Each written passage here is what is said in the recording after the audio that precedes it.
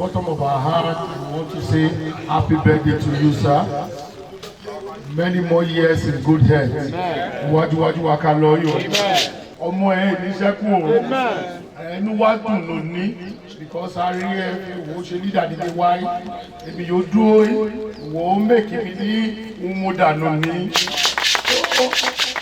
So dábà gbọ́ fi ọ̀gá wa ṣe 78 kí méje náà bóyá tó gbà mẹ́rin. Lónìí wéètì ẹ̀fún ní àṣẹ adìajẹ adìamọ́.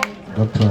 Mimiko inú dédédé ó kọ ọ̀gá yíyan méjì owó ṣe Olúṣẹ́gun ẹ̀ Ọlọ́run akáṣẹ́gun kó Olúwa ká bá wa ká lọ ilé ẹ̀ o wa ká lọ wa ká bọ̀. Orí ọ̀fẹ́ yìí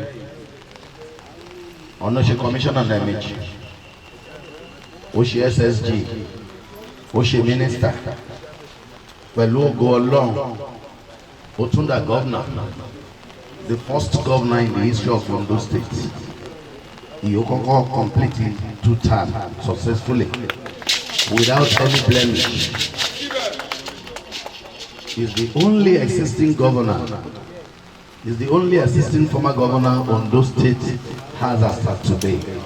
Ní agbálọ̀ Ọlọ́run díẹ̀ continue àti ká pàdé ẹ̀wọ̀. Ìgbàgbà ọdún.